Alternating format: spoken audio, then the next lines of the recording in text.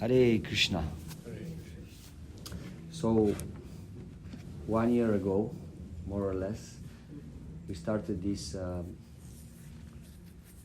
program, these events known as Bhakti Life, and the idea is gradually, systematically to go through the whole philosophy, culture, and practice of the Krishna conscious process of devotional service. So basically the idea is those people who want to know more how to live, how to practice the philosophy of Krishna consciousness, to learn these things.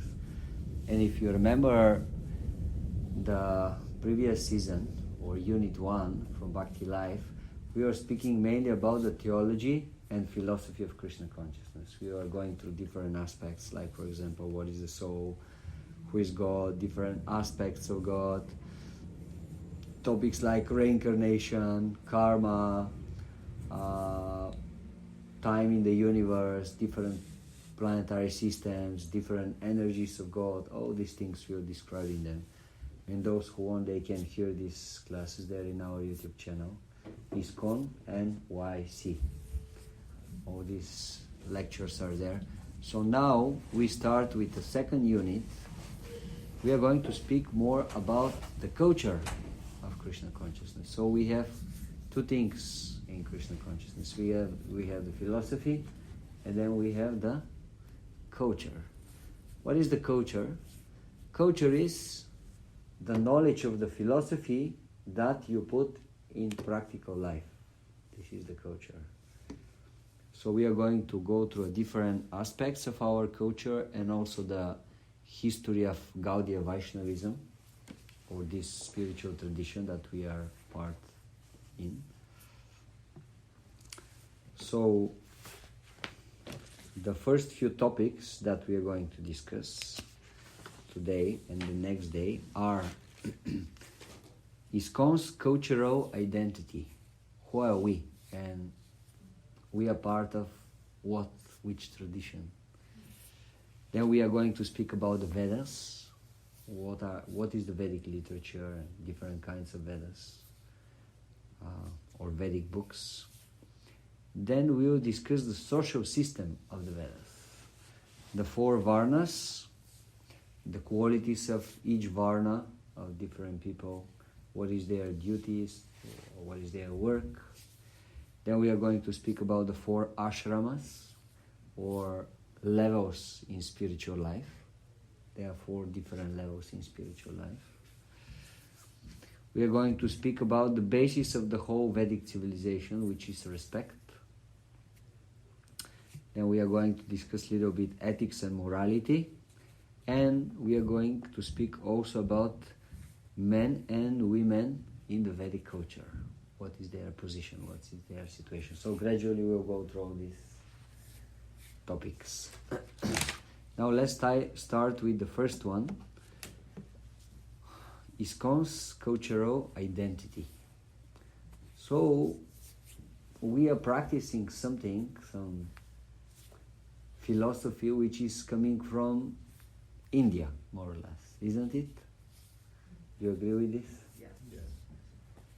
So now, okay, if we are practicing something which is coming from India, who are we and what are we? Like, are we Hindus? Are we,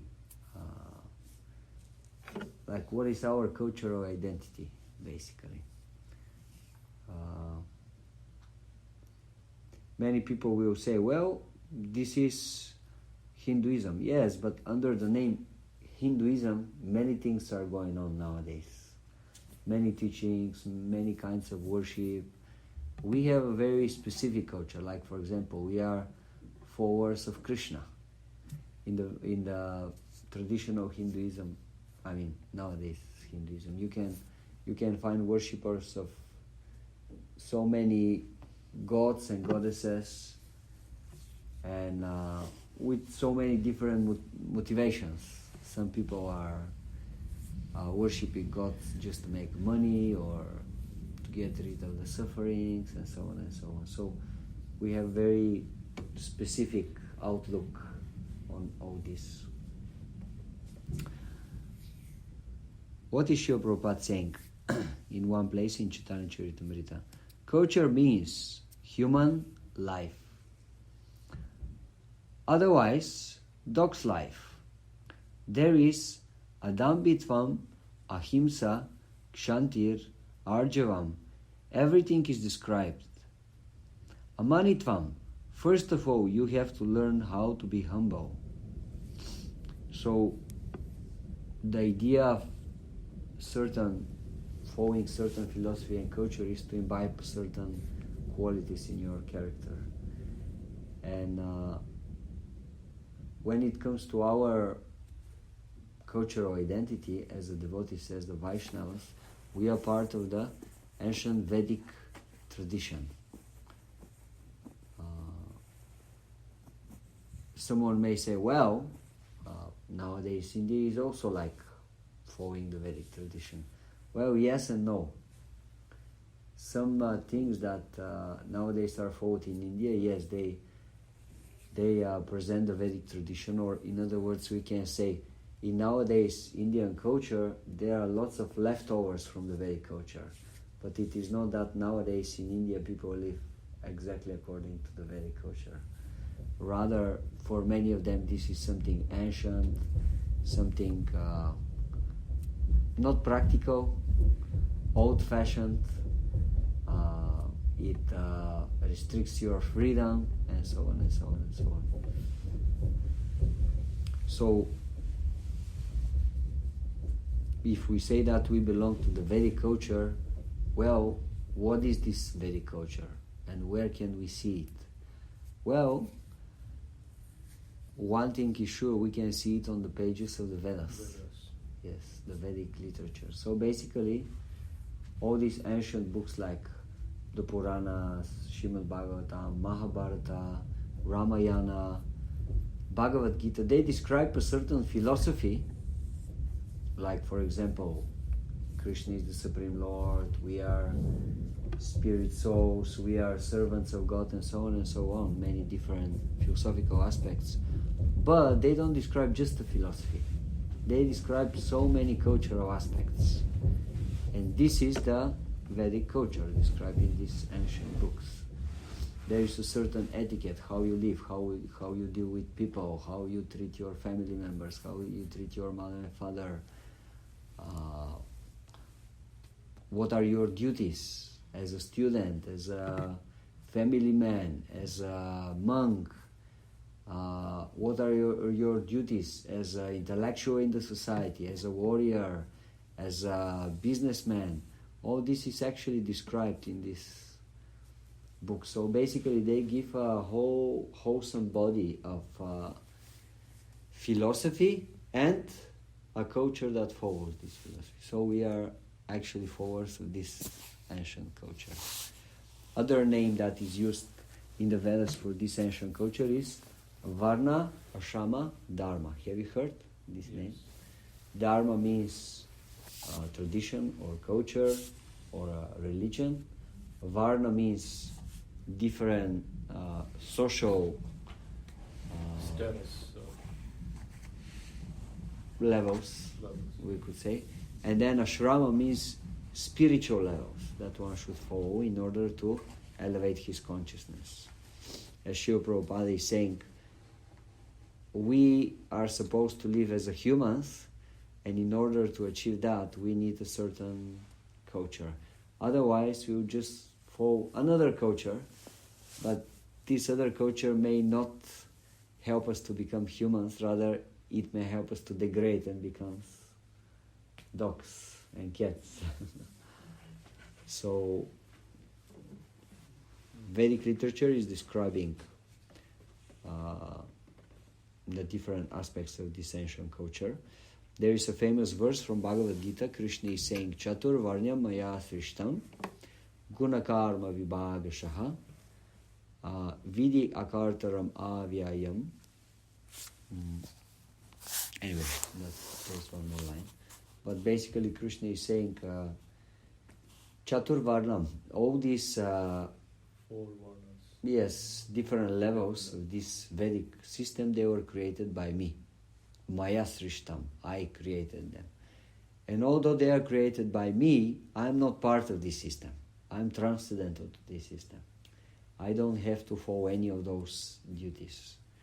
But nonetheless, this system is giving a specific duties for the specific individuals in the society, so that the society can function as a whole without big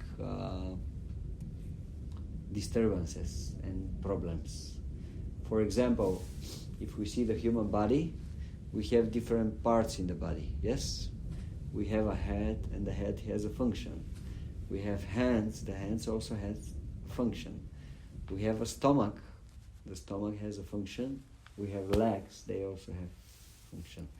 So each part of the body should perform certain work, and if these parts cooperate, then the body exists as one whole and can do work. Now what will happen, let's say, if the head wants to do the job of the legs, or the legs wants to do the job of the head? What will happen? Chaos, yes. There will be a problem, isn't it?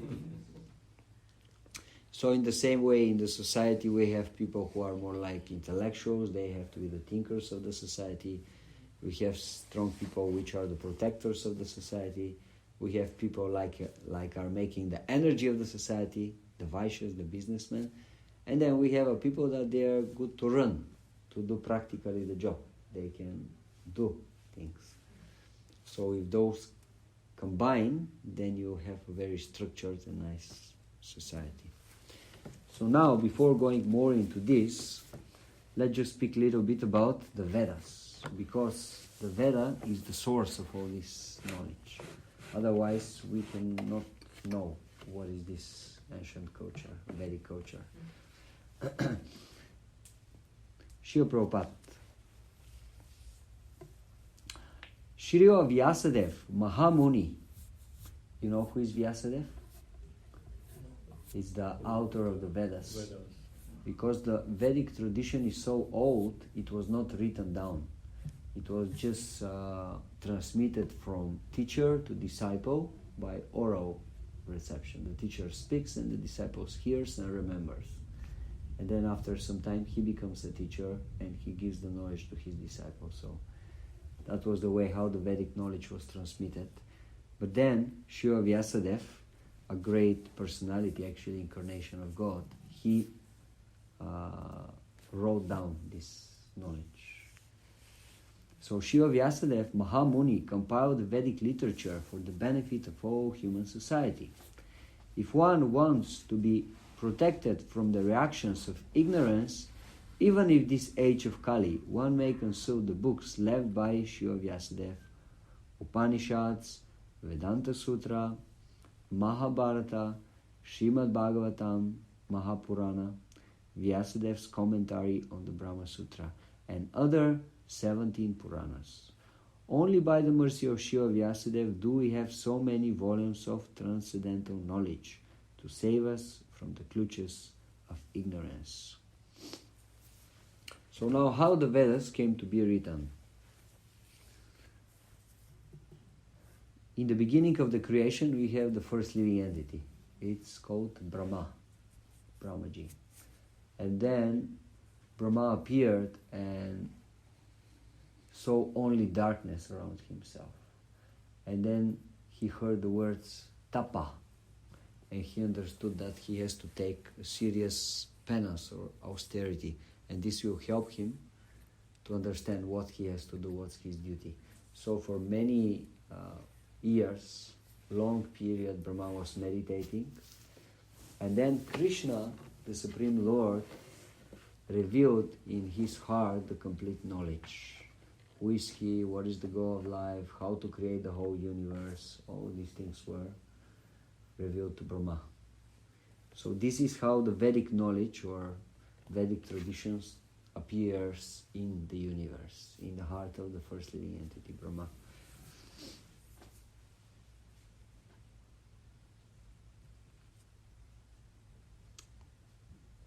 So later Brahma gave the same knowledge, the same Vedic knowledge to Narada. Narada is one of the great sages in the universe. It's a son of Brahma.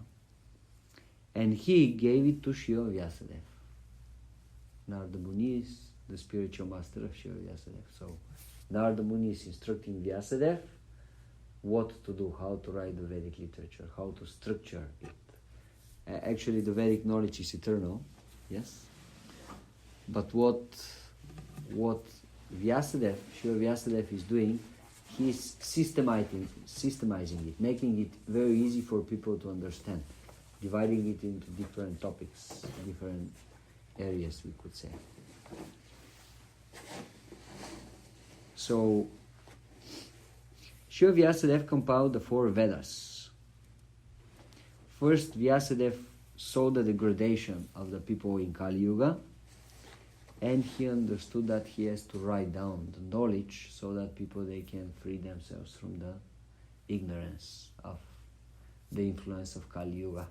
This is the age in which we are living now, at the moment. It's known as the Iron Age of quarrels and hypocrisy. Difficult timings for spiritual advancement, for practicing Ayurveda.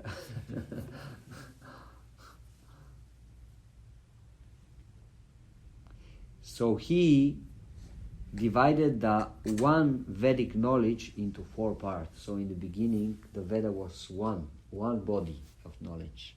And then Shiva Vyasadeva divided it into 4 according to topics and put it into 4 different books. Maybe Pandavaprabhu can tell us a little bit more about the Vedas. So the name of the Vedas and which Veda is dealing with which kind of knowledge exactly. Mm-hmm. Okay, the word Veda means knowledge.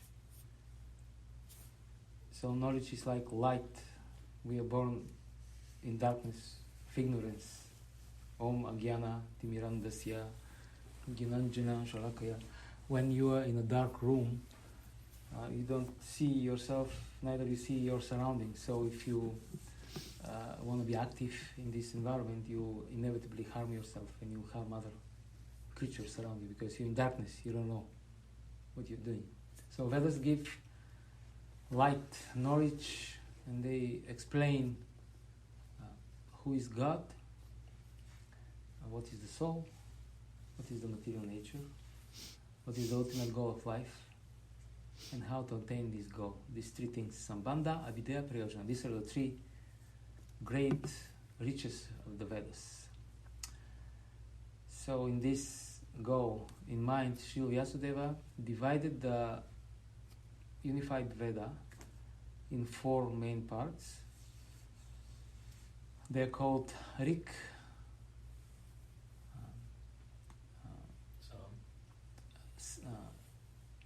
Rig Veda, Yajur Veda, Samaveda, and Atharva Veda. Okay, so the original mantras, or the collection of hymns, are collected in Rig Veda, and therefore glorification of Krishna. But because people are materialistic usually, so they are different names of the demigods also mentioned there. Demigods are parts of the universal body of the Lord. So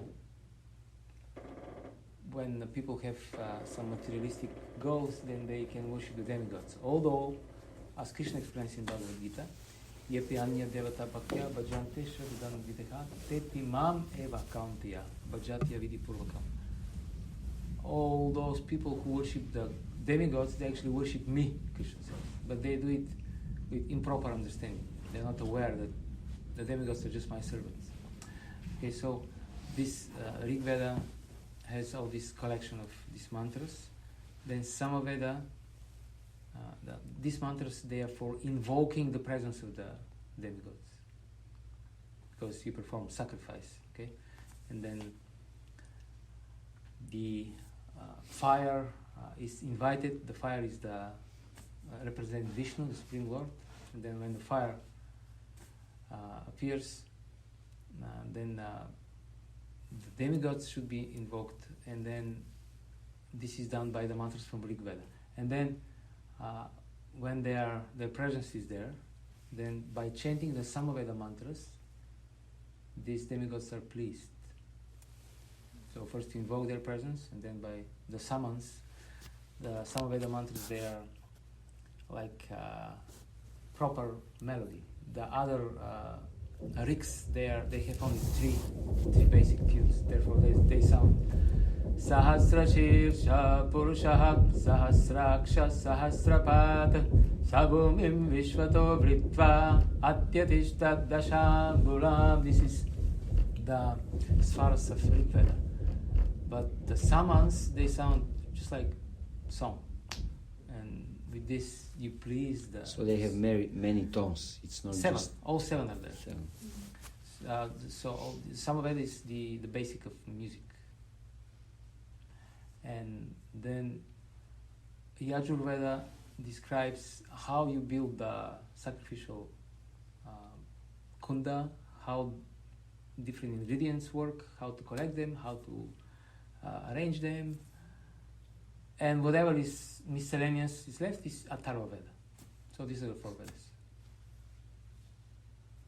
And inside each Veda, inside the four Vedas, there are different parts. They are called Samhitas, Brahmanas, Aranyakas, and Upanishads. So the Samhitas are the collection of the mantras, the hymns for Krishna. When we say demigods, for worship of demigods, actually we mean Krishna, because the demigods are just Krishna's servants. Then the Samhitas are the hymns. Then the Brahmanas describe the ritual, how you perform the ritual, the kalpa. Then the Aranyakas describe the metaphysical meaning of this ritual. What is the philosophical meaning behind the practical activity that you do? And then Upanishads describe the ultimate goal of the Vedas. Therefore, the Upanishads are called Vedanta. Vedanta means the end of knowledge. And this is liberation and to attain pure love of Krishna. So these four parts are intrinsic, they're present in all these four Vedas. What is very important to understand about the Vedas is that they are the breathing of Narayana. So they are absolute knowledge. There is no difference between the Vedas and the Lord.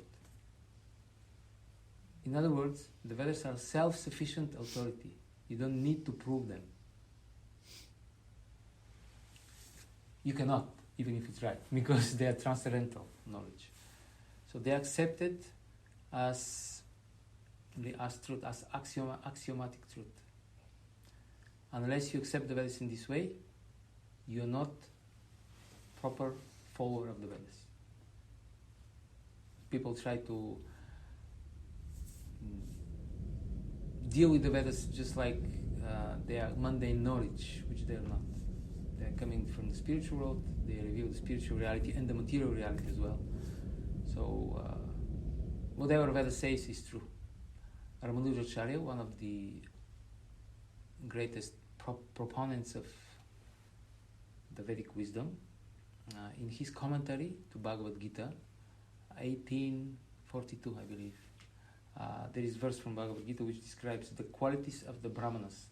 Shamo dhamma tapa shavacham kshantir arjavam evacha gyanam vigyanam astikyam brahma karma svabhavajam.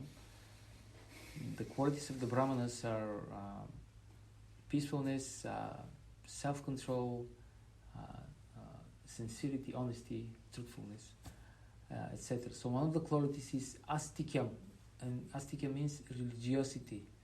And Ramanujacharya defines astikyam as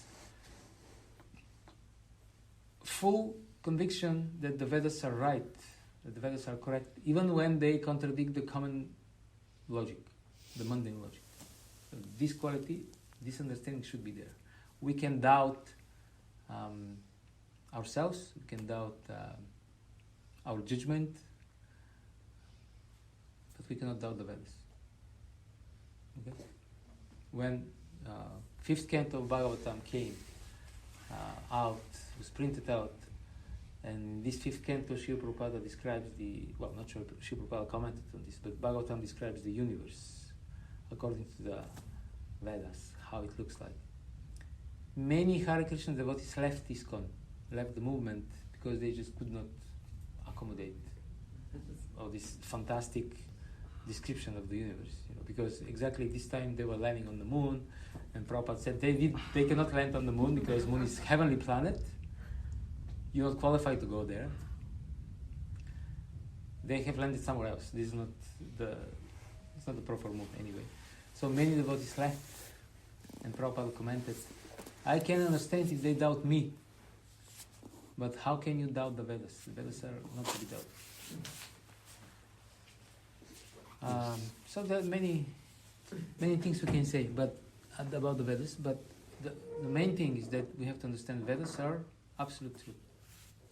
We can only try to understand the Vedas, how they are true. We cannot, we have to get rid of this Western idea that everything has to be doubted. This came from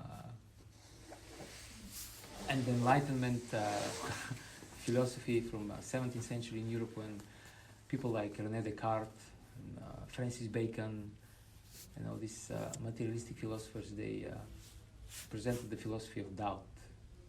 That we have to doubt. Basically, they meant that we have to doubt in everything, scripture. for everything. So doubting is a function of the intelligence. It is important it is a symptom that you're intelligent if you doubt something. That means there is brain inside. But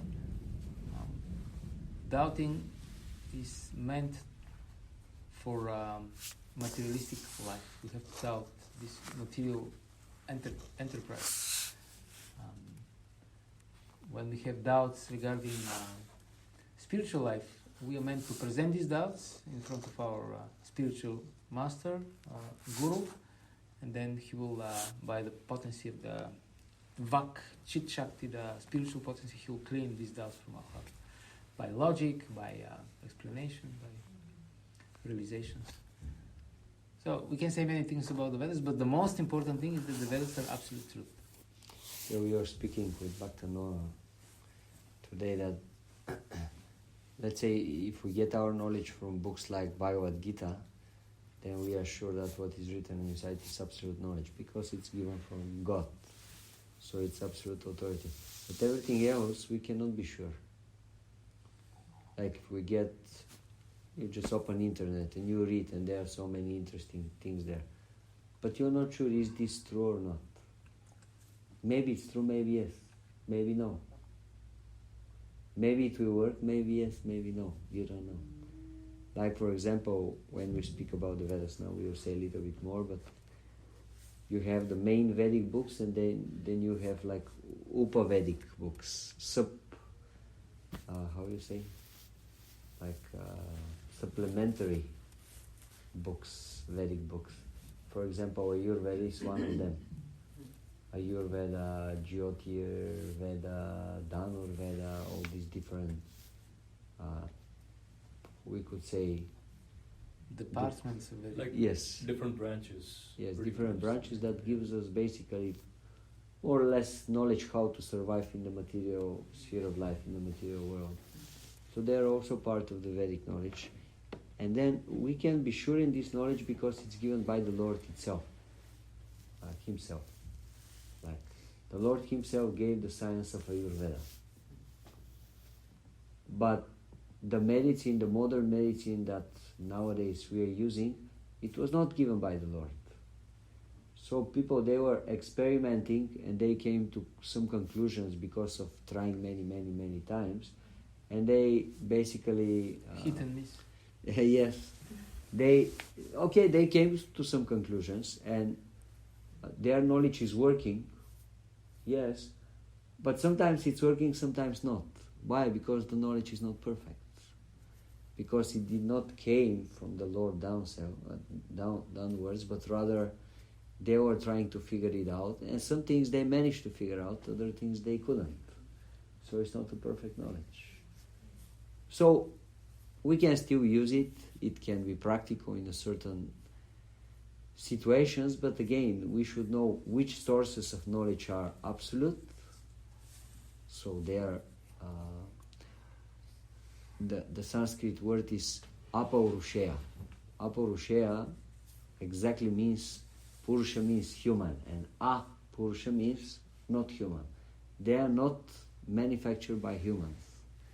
So we should know which knowledge is not manufactured by humans and which knowledge is actually coming from humans. And human means, well, you work with your brain, and your brain is not absolute, it's not perfect. So some things you'll figure out, some things you'll say, this is the truth, and then after 5 years you'll find out, oh, actually, sorry. Oops, sorry about that one. I didn't know that this will happen. What will you understand also depends on your piety, which comes from previous life. So if you follow the laws of Krishna, then in this life you have better intelligence, you have better chance to understand more things. Still, it will depend on following Krishna's laws, on your karma. Yes. And I want to say something else, but I forgot. Anyway. Para and apara vidya. There's something else I wanted to say.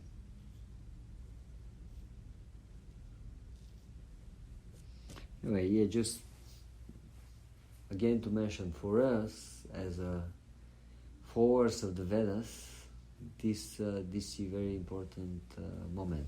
This is the basis of our practice, of our culture. So we should know Veda and we should have faith in Veda. Then the process will work very, very well. Well, this is called pramana in Sanskrit. Pramana means evidence. So whatever you want to establish, you need some proof. The proof. So the Vedas are the proof for yes, whatever we thank you. want. Exactly, this is what I wanted to say actually, that we as a devotees, whatever we say, whatever we do, where is our proof why we are doing something? It's in the Vedas. But why you chant this mantra? Well, because in the Vedas it is said that we have to chant this mantra. Why you are wearing this sign on your face? Because Vedas are saying so. Why you are dealing in this and this particular way between each other? Well, because Vedas are giving this example in the ancient stories. So everything that we are doing, actually, we should take the knowledge from the Vedas. This means that we are followers of the Vedic knowledge or Vedic culture, also known as the Vaishnava culture. Vaishnava means follower of Vishnu. Krishna. Yes, follower of Vishnu. Vaishnava is the follower of Vishnu or Krishna, of course. So Pandava wanted to mention about para and apara vidya. There are different classifications of Vedic literatures.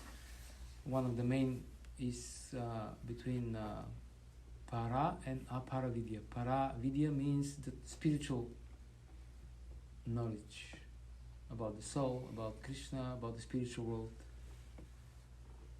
And apara vidya means material knowledge. The Vedas give both spiritual and material knowledge. They teach us how to attain liberation, how to develop our pure love of God and come back to Godhead, to the spiritual world. But they also teach us how to deal with the material energy of the Lord.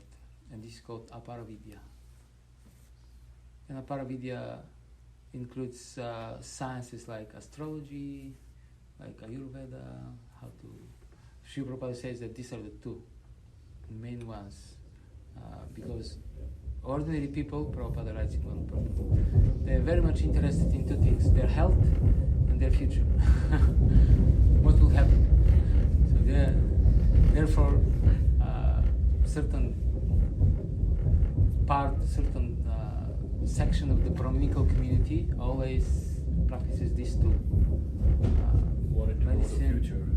medicine and astrology. These are, and Prabhupada explains that they provide their expertise to the general public for free.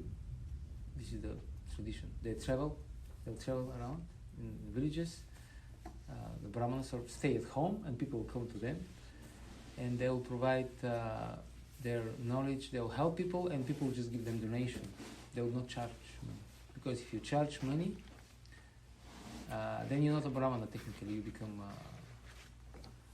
lower. You degrade yourself, and then gradually you lose your ability to perform properly this duty. So what else? Parayana Paravidya, and then we have Shruti and Smriti. This is another main classification. Shruti means the original Vedas, the 4 Vedas. Which were the 4 Vedas? Can you try to repeat them? Rig Veda, Rig, Yajurveda, Atharvaveda, Samaveda. Good. Yes. Okay. So this is Shruti. What means Shruti? Shruti means what has been heard.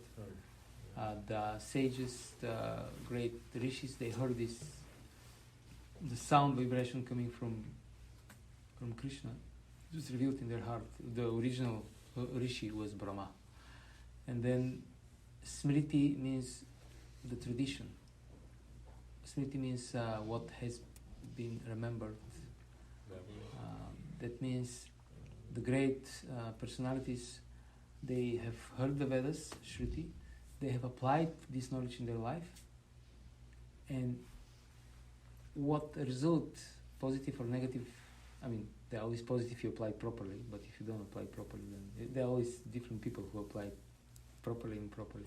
So all this tradition of application of the Vedas, properly or improperly or in between, is also recorded, documented, and this is called Smriti. Smriti means the Puranas, the Itihasas like Ramayana, Mahabharata, the Puranas like Bhagavad Purana, Srimad Bhagavatam, all the Dharma Shastras which describe the duties of the human beings. So this is all big body of literature which is called Smriti. This is the living Vedic tradition. It's like you have the law and then you have the practice of the court, right? How the law has been applied in different cases. So the lawyers, they have to study both. They know the law, but they know also the application of the law. How the judges apply the law. It's important to know how they interpret the law. So the knowledge that God gave and how the great personalities apply this knowledge in their life. Yes, this is Smriti. Shruti and Smriti. Okay, nice, very nice. So yeah, we have the 4 Vedas, then we have the Upanishads, Pandal Prabhu mentioned. Then we have the 5th Veda. Have you heard about the 5th Veda? I think I did, but I forgot. So all these books that Pandal Prabhu just mentioned now, Puranas or Smriti literature, they are part of the 5th Veda. In Chandogya Upanishad it is described that this literature is the 5th Veda. They should not be considered different than the 4 Vedas or on a lower level. They are on the same level like the 4 original Vedas. There are spiritual traditions in India. They will tell you, if you start discussing spiritual knowledge with them, they will tell you, we accept only the 4 Vedas. And Bhagavad Gita, this Purana, that Purana, we don't accept all this. Like, even if you quote through these books, no, we don't. So they don't accept it. Why? Because they don't see this as evidence. Yes. Evidence of pramana. So this is It's a very important not discussion. strong enough evidence for them. Yeah, this is important discussion. Before you start discussing, you have to establish what is the pramana that you all agree to accept. And but all great acharyas like Madhva, Ramanuja, even Shankara, Chaitanya Mahaprabhu, all of them, they accepted. Well, Shankara commented on Gita, so Gita is not part of the Vedas; it is part of Mahabharata. So all of them accept the Puranas, the Smriti. They accept them as bona fide Vedic literature. So there are only some misinformed people. They accept only the Vedas They don't accept. or the Upanishad.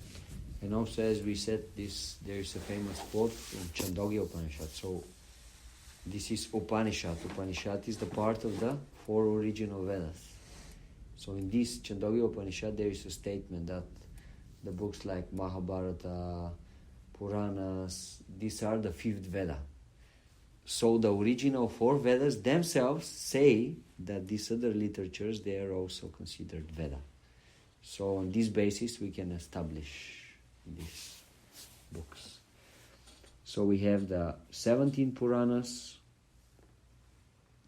And also Jiva Goswami explains in Tattva Sandarbha, he explains that because one of the meaning of Purana is that which complements the Vedas. It's like дополнение. What's that? Supplementary to the Vedas. And Jiva Goswami explains, just like if you have a golden bangle and let's say it has been broken, you do not fix it with something inferior to gold. You have to use gold in order to fix this jewel. You don't use iron or so in the same way the Puranas, they supplement, they enhance the Vedas, but that means they must be of the same perfect spiritual quality. Not only that, but in Kali Yuga, the Puranas like Srimad Bhagavatam, like Mahabharata, they are actually more important than the original Vedas. Why? Because people in Kali Yuga, we are less intelligent. And the Vedas, if you want to study the Vedas, you have to be in the mode of goodness, minimum. You have to learn Sanskrit, you have to follow strict rules, etc. But in Kali Yuga, people are less intelligent. Therefore, for us, books like the Puranas are more important because they are more easily accessible. They are in story form, and you can understand more easily the conclusion of the Vedas.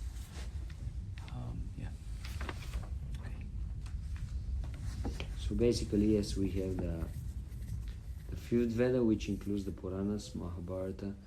Then we have a very special philosophical book which is known as Vedanta Sutra. Have you heard about Vedanta Sutra? I've definitely heard of it, but do I know what it is? Vedanta Sutra is the greatest philosophical work written ever. It's directly written by Vyasadeva, the author of the Vedas. He tried to summarize the whole philosophy of the Vedas in one book. And it's known Specifically of as, the Upanishads. yes, So Vedanta is Vedanta Sutra is the essence of the Upanishadic knowledge. Yes. The Upanishads are explained in Vedanta Sutra. And Vedanta Sutra is explained in Srimad Bhagavatam. Yes. So now how this happened, now we are going to describe it. Srila Prabhupada is saying in the introduction to Bhagavad Gita. First, Krishna Dvapayana Vyasa, Srila Vyasadeva, divided the Vedas into 4. Then he explained them in the Puranas. And for the less capable people, he wrote Mahabharata. Because Mahabharata is like a story. It's very easy to read it. In the Mahabharata, there is given the Bhagavad Gita.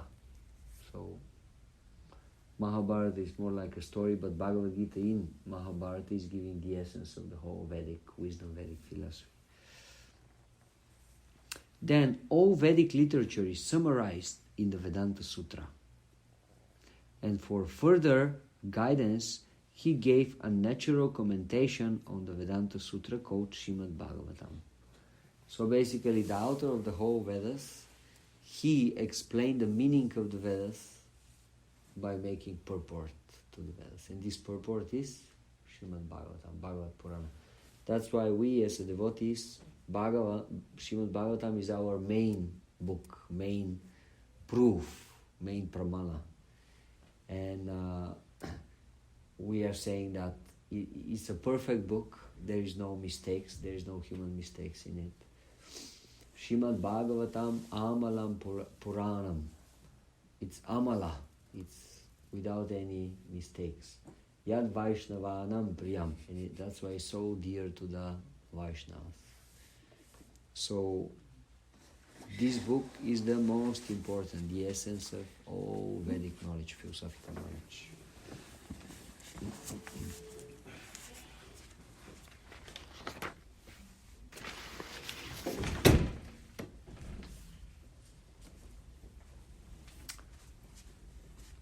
So,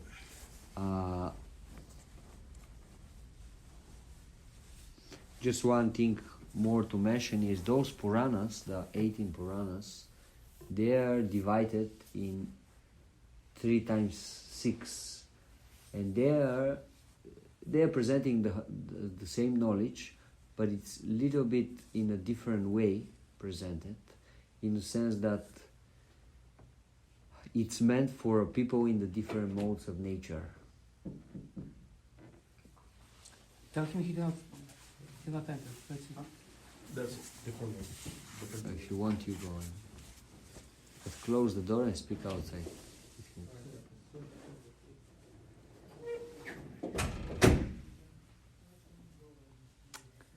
So, 6 of the Puranas, they are meant for people in Sattva Guna, Sattvic people. And that's why they describe the absolute reality as it is, 100%. Which are those 6 Puranas?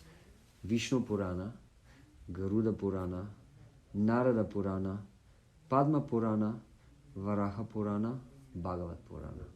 Those 6, they are directly in Sattva Guna. Then you have... Same to you.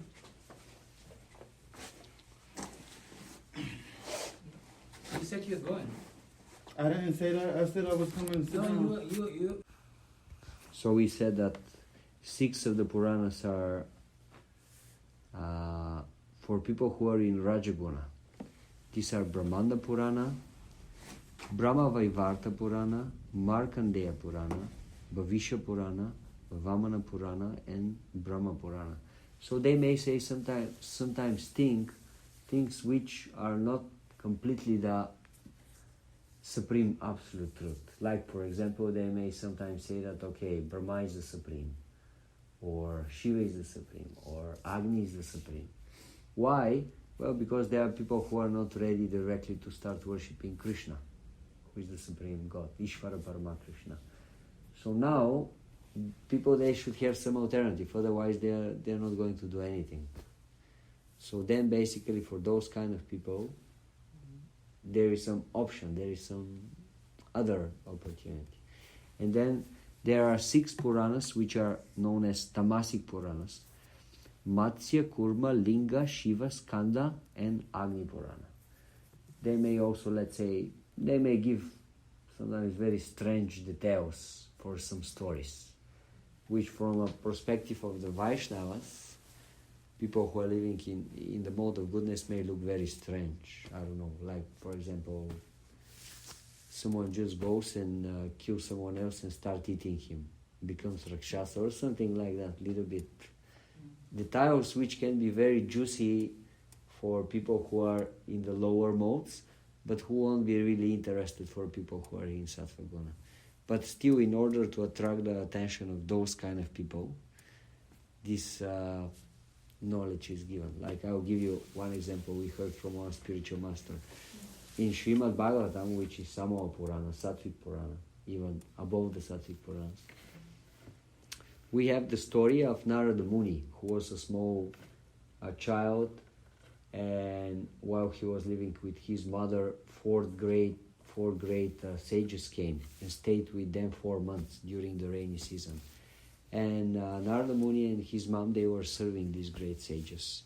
And while this was going on,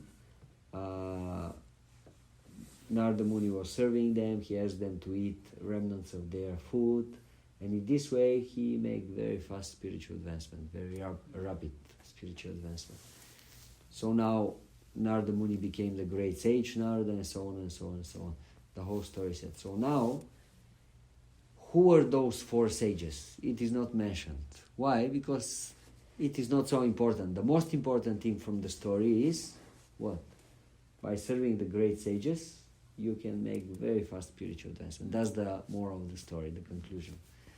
But now some people, they can be very curious. But who are those? Maybe there are some very special sages, and maybe they gave some special power to this boy. That's why he made very fast spiritual advancement.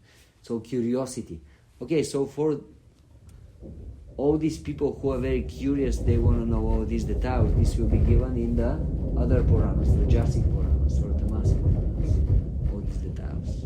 And there we can find, like for example, that those 4 sages were the 4 Kumaras, which are direct sons of Lord Brahma. So like that, for different mentalities of people, still you have some Vedic literature so that they can apply it and make some spiritual advancement. It may not be the full spiritual advancement at one point, at one time, but it should have something for them as well. So that's why sometimes people, they read in some parts of the Vedic literature something which may look very strange, and they start asking, but why this, why that, here there is contradiction, this, that. No, there is no contradiction. Just Vedas, they were written down from a very broad-minded sages, and they wrote them in such a way that they are applicable for everybody.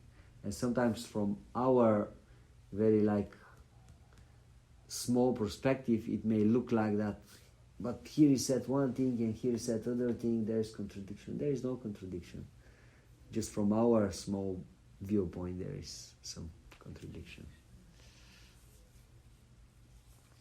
So let's say something also about... So you understand that these different types of Puranas, they are not in Tamoguna or in Rajaguna or in Sattva. They're transcendental, but they're meant for people in these 3 gunas. Otherwise, we may think that, this is Tamasic Purana. No, it's transcendental, but it's meant for people who are in Tamoguna. Okay, it's difference. Otherwise, we offend the Vedas by calling them Tamasic or Rajasic. Like for example, you have mathematics, and mathematics is mathematics. But how you are going to present the same principles of the mathematics, it will be different on each grade. Yes? First grade it will be presented. The same principles are there, but they will be presented in one way. Then maybe 3-4 grades later, the same things will be presented in a completely different way. Then when you go in a university, the same principles of mathematics will be presented in a completely different way. So the same transcendental spiritual knowledge of the Vedas is presented, but according to the level of the person who is going to study this knowledge. Yes. So that he can get something out of it and apply it in his life. That's important point. So let's say something about Mahabharata. Hare Krishna, George, welcome. Let's say something about Mahabharata. Mahabharata, it's sometimes known as the greatest epos in human history. Why? It's a huge book, has 100,000 verses. So this is more than many of the other classical books that we know. Like the Greeks, they have Odyssey and Iliada. The encyclopedias. They are like this together, and Mahabharata is like this. Right. So it's a great body of literature, and basically is giving lots of spiritual wisdom, but also lots of moral wisdom. And the most important part of Mahabharata, of course, is Bhagavad Gita. Bhagavad Gita is like the essence of Mahabharata. This book, Bhagavad Gita, is appearing in another bigger book, which is known as Mahabharata. So, in this book is described the history of the dynasty Bharata, known as Bharata, the great Bharatas. And while all these stories are being told, within them there is so much wisdom, knowledge, how practically to live our life, what to do, what not to do, how to deal with each other. All these different things are described very, very, very nicely. Vedanta Sutra. Vedanta means knowledge, Veda means knowledge, and Anta means end, and Sutra means aphorism. So Vedanta Sutra consists of aphorisms that explain the ultimate end of knowledge, the essence of all knowledge. Also very, very important book. It's also a very big book, and the language of this book is very technical. You have to be, it's basically for scholars, you have to be part of this scene so that you are able to work with this book and understand it. For most of us, if we just now go and buy a copy of Vedanta Sutra and start reading, it will be like above our head, it will be like too much. Like, let's say, to read the text of Ayurveda in Sanskrit, like some sutras describing Agni, describing the doshas, to be like, come on, give me a break, this is too much. You have to be part of this field to understand how the things are working. Mahabharata is written, it is said that Vyasadeva wrote Mahabharata for the less intelligent people of Kali Yuga. So basically for dummies. For all of us. Yes. For all of us. They have a line of book for dummies to help explain whatever you want. No, because the fabula, it's just a story. And in the story you have like Romeo and Juliet, lots of love, and you have some fighting and wars, and then you have some like they try to make some revolution, this and that. So it's extremely interesting, like constantly something is going on, it's like wow. But then at the same time, in between all this, you have so much wisdom. So basically it's just like to give a medicine to someone by putting the medicine, let's say, in a spoon of honey or yogurt or something like that. Looks very sweet, but actually the medicine is already inside. So the whole transcendental knowledge of the Vedas, it's given in a very easy way. We recommend this book for everyone to read. If I could just mention something,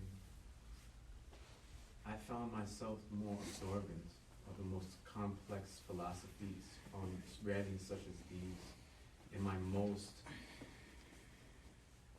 dramatic of times of my life. I feel like some knowledge cannot be received unless you have been able to relate and experience this on your own to truly receive it as the truth. So I think that if you're able to tap into whatever it is that you've been through and somehow relate to what it is, maybe perhaps, for example, these poor people during their times of war, it would be easier to absorb. Yes.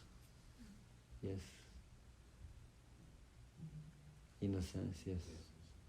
Of course, it depends from...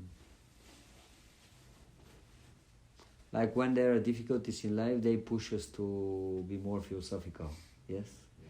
But sometimes if the difficulties are too much, you don't want to think about anything anymore because it's like too much. So some balance should be there between suffering and happiness in order to be open for spiritual development.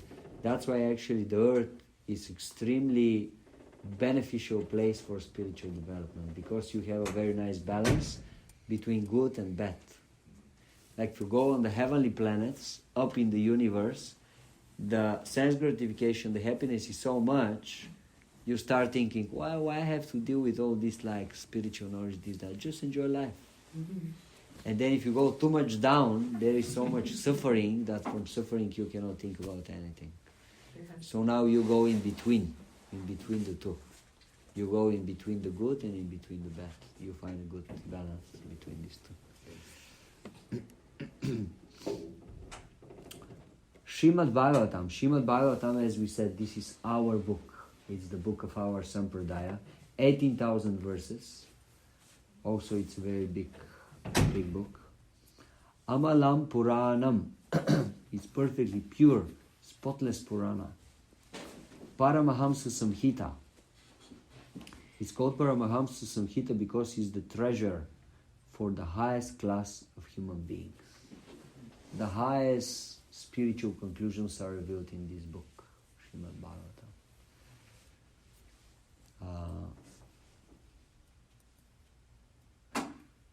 Vedanta Sutra and Bhagavad Gita are considered the cream of the Vedas, while Srimad Bhagavatam is considered the essence of that cream, the butter.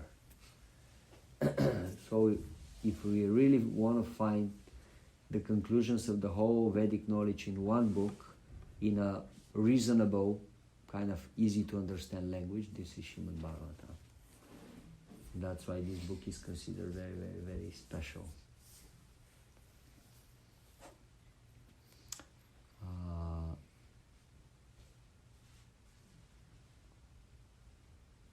Okay, so let's say something shortly about the goal of the Vedic knowledge. The Vedas explain that we have mainly 4 goals of our life, or 4 goals that we can achieve through with the help of Vedic knowledge. Of course, there are actually 5, but the 5th is a little bit more confidential, so maybe Pandava shortly can explain those. Okay, they're called 4 Purusha Artha. Purushartha. First one is Dharma. Dharma means the inherent nature, the intrinsic nature of every object that is given by Krishna. For example, Shri gives examples. The salt is salty. This is the dharma of the salt, that it's salty. If you take out the salt, it's not anymore salt properly. Or the sugar should be sweet. Or the water should be wet. Or the soul, the dharma of the soul is that it is servant of God. So this is inherent nature, it is there by the arrangement of Krishna, it cannot be taken away from the object. This is what defines the object as such. So dharma, in connection to this meaning, dharma means the duties that we all have to perform. So in following our inherent nature, we have duties. So we are servants of Krishna, that means our main duty is to serve Krishna. So there is set of duty for each individual according to his or her material conditioning also. So when we perform our duties properly according to Shastra, according to the law, the Vedas, then the next Purushartha is Artha. Artha means money. When we perform our duties properly, we will get money, no matter what our duties are. They may not be directly connected to making money as such, like we may think in our limited vision. Maybe the duty of a Brahmana are just teaching, studying Shastra and teaching Shastra. But by doing this, although maybe you don't see the direct connection, how he will maintain himself by doing this. Now, Krishna will provide all his necessities by sending him money to maintain himself. So by performing dharma, there will be artha. Then when we have artha, when we have money, then there will be opportunity for kama. This is the third purushartha. Kama means pious sense gratification according to the regulations of Shastra. Then your desires will be fulfilled to the extent that it is proper for you, so that you don't get too much entangled in material activities, which will be harmful in the long run. And then when you perform dharma, artha, then kama, then normally people get sooner or later they get frustrated by, even if they're very pious, because in the material world you cannot attain a lasting happiness. There will be always some frustration, disappointment, and even if your life is going on smoothly, there will be death. At the end, you have to get separated from all your attachments, people and objects. So then the last is moksha. Moksha means liberation. There is one ancient king, Yayati, who was so pious that he enjoyed life for thousands of years. And then at the end, he said, now I am happy that there is no happiness in this material world. So peacefully he attained moksha and went back home, back to God, because he saw that I did everything properly according to Shastra. I got all different types of pious sense gratification that I could, that it is possible for a human being. And then I saw that still I'm not happy. Still something is lacking. Still the best thing is to surrender to Krishna. So together with his wife, they practiced Bhakti Yoga, and then they went back home to Godhead. So these are the 4 Purusharthas: Dharma, Artha, Kama, and Moksha. And the 5th one is confidential. But I guess we can share with you because you are dear friends. The 5th one is called Purushartha Shiromani Prema Pumarto Mahan. This is like the crest jewel of all confidential information, the love of God. Prema, Pum Artha, the highest goal of human existence, love of God.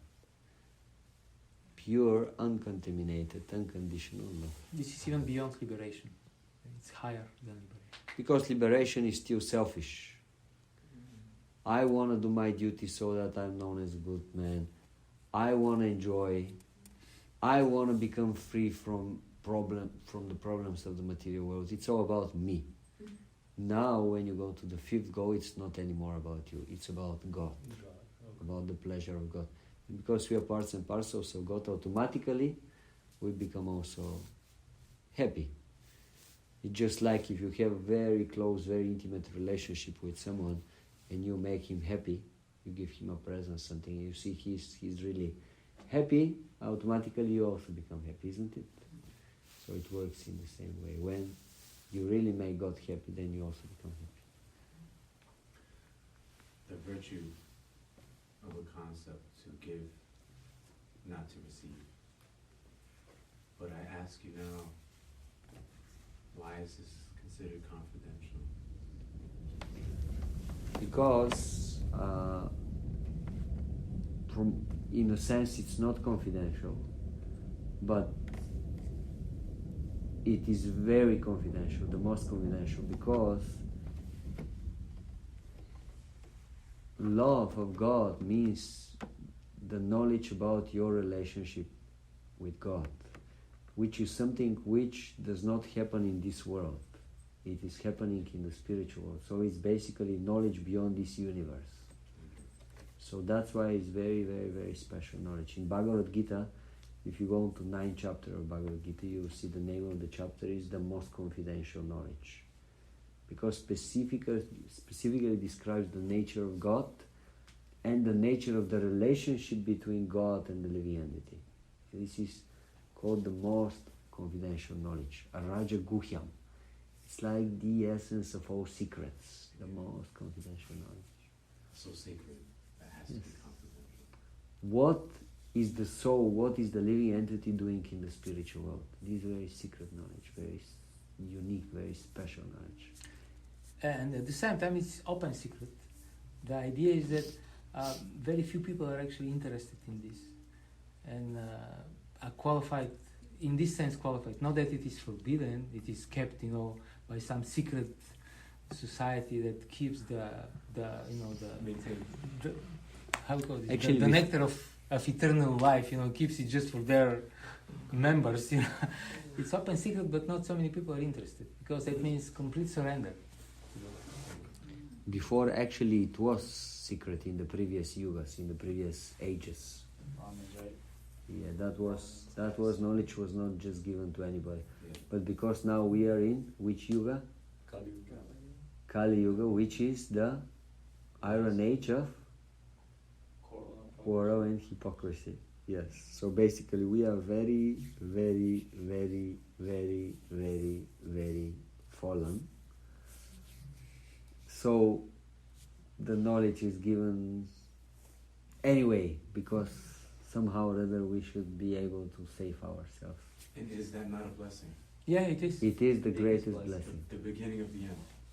That's why there is a verse from the Vedas which is saying, Kaler Doshani De Rajan, this Kali Yuga age, it's an ocean of mistakes, ocean of imperfections.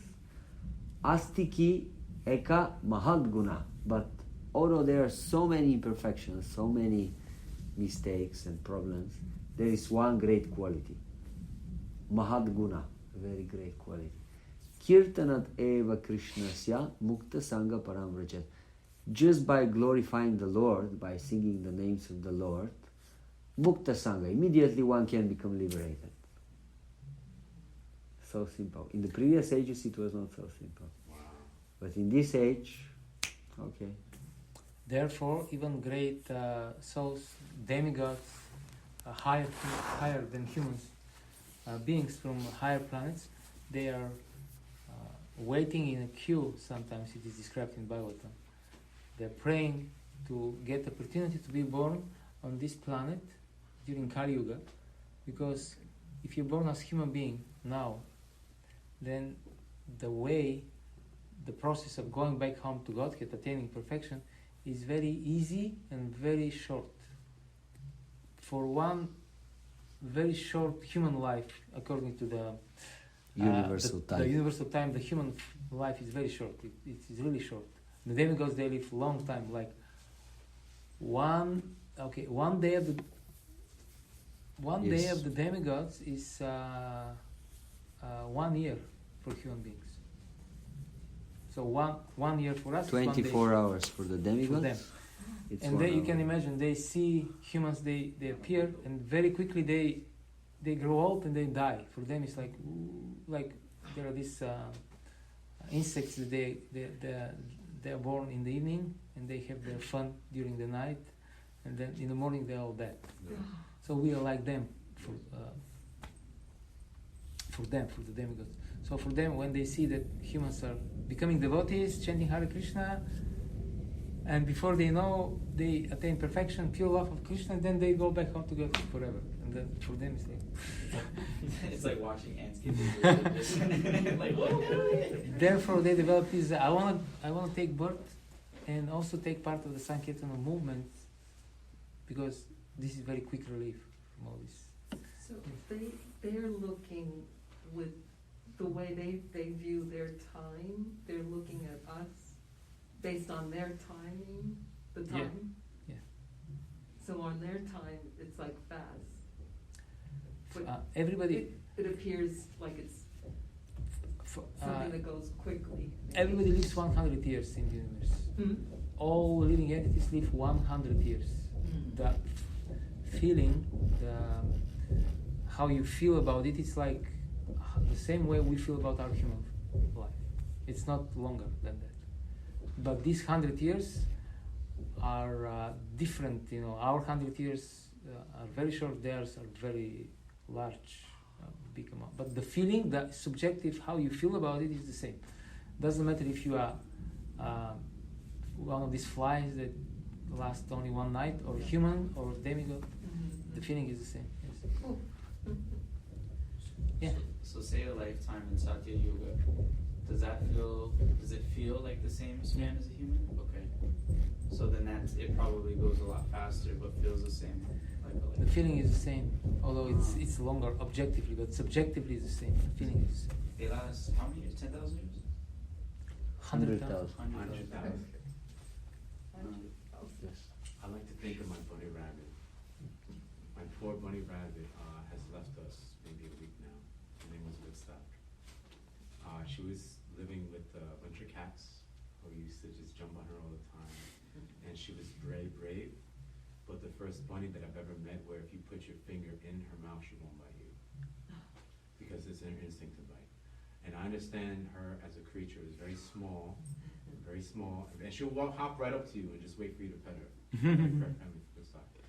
And she's like goes with the breeze. That's why we call her Woodstock. And she, her heart beats very fast, but her lifespan is very short. I've heard, different mystical beliefs about gnomes. Then they run around in nature, and that they live at a very high vibration, and their hearts beat so fast, but they don't live as long because they're smaller creatures. It's the same concept, I think. Yeah. Even with the pigeons, their hearts are like pumping so fast as well. Who? Pigeons. Yes. It's another Shrimper, what is the time exactly? It is 8:36. 8:36. So the last topic we are going to address for today, and we will continue next time. These are the three great treasures of the Vedas, or we could say the three main aspects of the spiritual knowledge of the Vedas. They are known with three Sanskrit words, three terms. Maybe some of you already heard this, but anyway, we are going to repeat it again. It's important, it's a very easy way to basically put the huge Vedic knowledge just in three small categories. So this is Sambandha, knowledge about our relationship with God, about our nature, the living entities, about material world, and what is the connection between these three. So this is called Sambandha. Sambandha means like the basic knowledge you should have in order to function in a certain field of activity. Like, for example, you go to work in some company. Oh, you should know the basic things. Okay, who is the boss? That's the boss. Who am I? I'm the servant. Who are all these others? Well, they are my colleagues. I have to basically like have a good relationships with them, and then you should be able to survive in this. So you should have a knowledge. That's the first thing. Sambandha. Then the second thing is abhideya, or rather, let's say the other way around. The last thing is prayojana. Prayojana is what is our goal? What is the goal of life? What do we want to achieve with our existence? This is very important because if you don't have a goal, you won't have enthusiasm to do anything. Like, for example, okay, you go in the company, you know who is your boss, you know who are you, you know your colleagues, but then you don't have any goal. So you won't achieve anything. You should know what's my goal. Like, okay, I want to reach this position, or I want to make that much money every month, or I want to become the biggest in this company and then go to the next company. Like, you should have some goal, something that drives you to live and to accomplish, to work. Otherwise, you won't do anything. And then the third is abhideya. This is the process to achieve your goal. So how to do it? Okay, that's my goal. That's my field of activity. So now how to do it? You need a process to be able to do it. So the whole knowledge in the Vedic literature, although huge, massive body of literature, massive body of knowledge, all this can be summarized in these three categories. Knowledge about who are we, who is God, what is the world around us, and what's the connection between these three. Knowledge about what is the ultimate goal that we want to achieve, and knowledge what is the process, how to achieve this. So this is a very, very, very easy, basic way to systemize the whole Vedic knowledge, to keep it in your head always. Who am I? Who is God? What's my connection with Him? What do I want to achieve this life? And what is the way to achieve it? What is the process to achieve it? And in terms of our philosophy, the Vaishnava, the Vedic philosophy, answer is very simple. So we are not the body, we are spirit souls. We are parts and parcels of the Supreme Personality of Godhead, Krishna, of God. We are His servants. And material energy is one of the energies of God, so is also subordinate to God. And what is the ultimate goal of life? Well, to reestablish our relationship with God, because we had relationships, now maybe we have, maybe we don't have. And then, how to do it? Well, by serving with love and devotion to God. We will reestablish these relationships. So basically, this is with 2-3 sentences the essence of the whole knowledge of the Vedas. Yes? Correct me if I'm wrong. Awareness, the process, and the goal. Yes, exactly. Awareness. Because, why awareness? Because if, let's say, you want to achieve something and you know how to achieve it, but you're not conscious where are you, how you're going to do it. Let's say, for example, you want to go to LA, and you know how to do it. You know, okay, I can do it by plane. But you don't know where are you. And let's say you call on the phone and you say, hey, my dear, come pick me up. From where? I don't know. Or let's say you know where are you, and you call, come pick me up. Okay, where are you? Well, I'm in this and this place. Okay, where we are going? Never thought about that. It's a good question. Let me think about it. Yeah. Okay, think fast because the fuel is kind of finishing. Or then you know where are you know where you want to go, but you don't know how you're going to do it. Then again you have a problem. So that's why we call it a universal knowledge, because now we explain this knowledge in terms of spirituality, but actually this super practical knowledge about any sphere of life, no matter which sphere of life, if you don't have a clear answer to these three, you won't be successful. It's just not possible. No matter, like Ayurveda, okay, you should know who are you, what is your body of knowledge that you're using, what's your goal, and what you're going to do to achieve your goal. Always, in each sphere of life, you should have very clear answer of these three, otherwise the process won't work. So can you tell me the three names? Sambandha, Abhideya, and Prayojana. Sambandha means connection. Abhideya means repetition. You repeat something, you do it again and again and again. So the practice. And Prayojana means ultimate destination, ultimate goal. These are the Sanskrit terms for these three. But if it's difficult to remember the Sanskrit terms, we can just remember the idea, how the thing works. We will repeat this a few times again and again, because many of those terms we will not remember, but this is something extremely easy and practical. So if we keep this thing with us, this will be already very beneficial for our spiritual life as well as material life. So thank you very much for your kind appearance here, careful listening and asking questions. Shri Prabhupada ki.